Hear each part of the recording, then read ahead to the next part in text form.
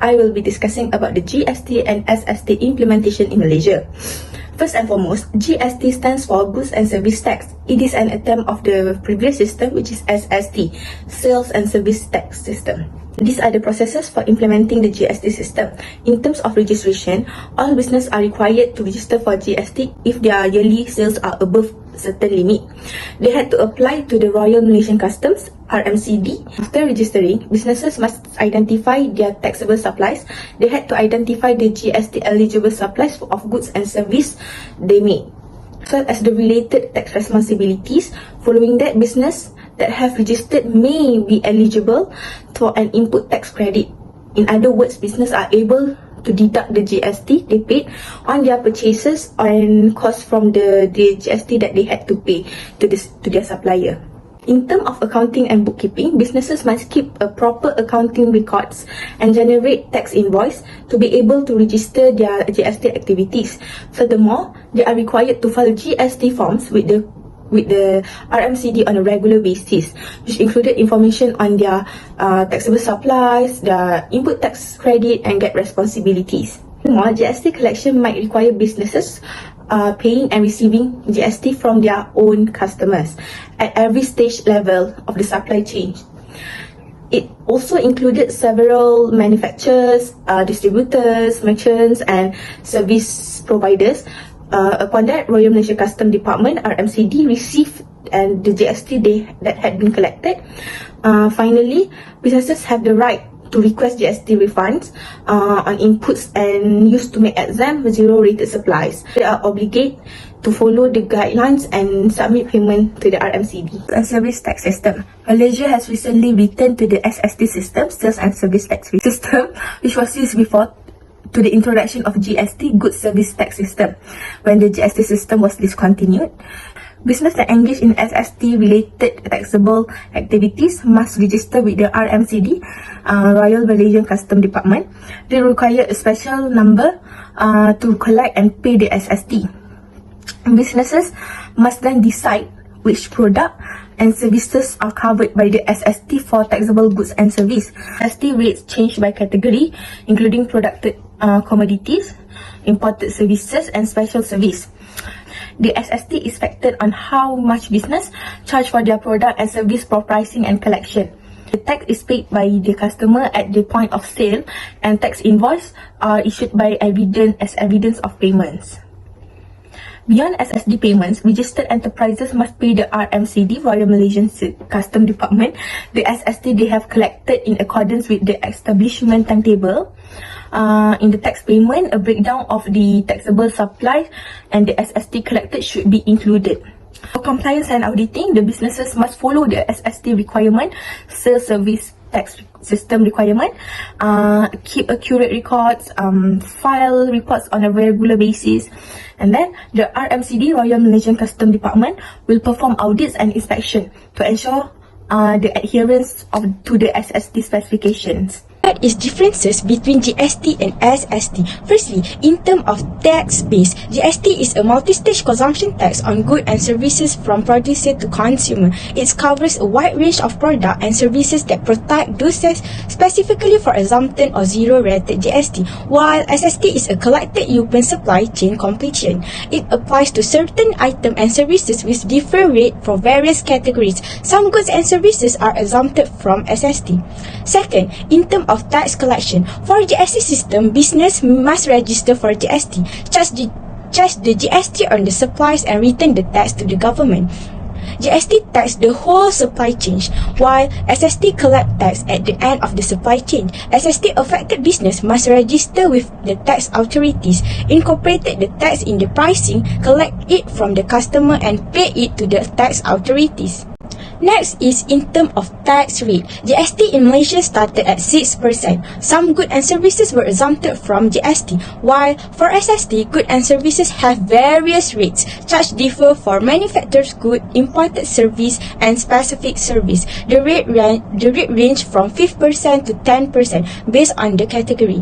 In terms of tax administration, GST require more complex tax management. Registered business must maintain input tax credit, tax invoice, GST report and accounting records. Technology improved tax flow tracking and transparency at every level. While GST tax administration are simple, SST filing and record keeping are simple than GST. Lastly, the impact of the business and consumer. GST is applied across the supply chain, which may increase consumer tax. Input tax credit claim may reduce tax burden the business, while SST is a single stage tax. Consumer may pay less than with GST. I will continue to discuss about the benefit and the drawback from the news that we get from the assignment. The advantage first is price stability. By not restoring the GST, the food industry price may remain stable. A consumption tax known as the GST is generally borne by consumer. By eliminating the GST, the government is able to keep food costs at a level that is more reasonable for a consumer, especially those with a lower income who spend bigger percentage of their income on food.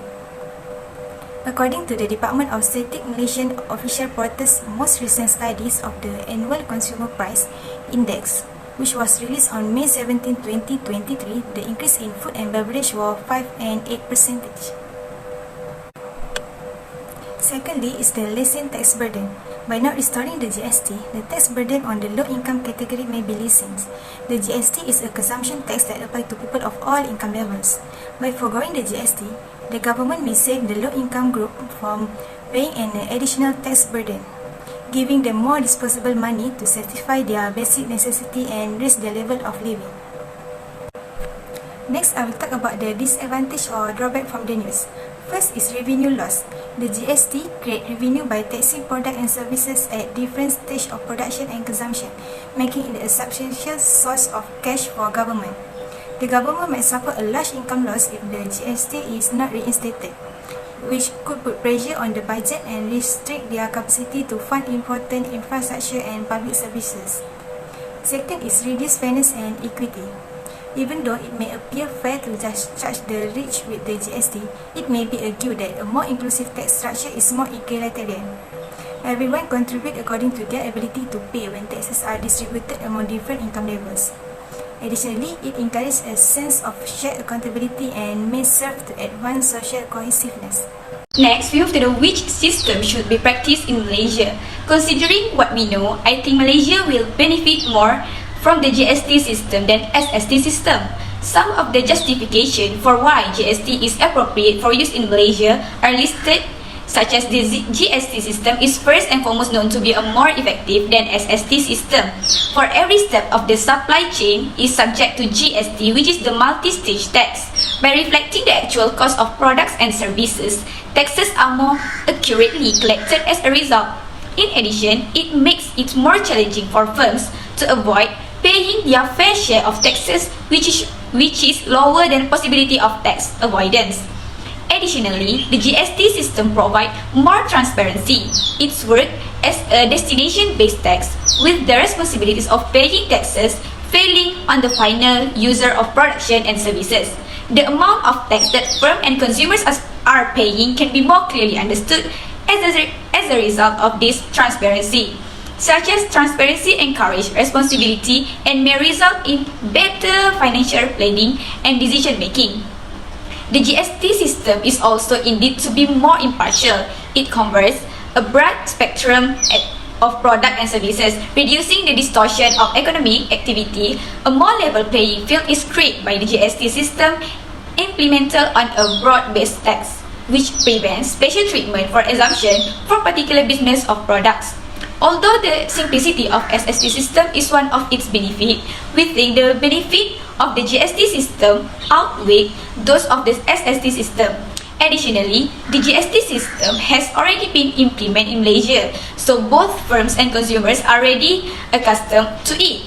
Instead of implementing the whole new tax structure like SST, this familiarity would make the move back to the GST system easier.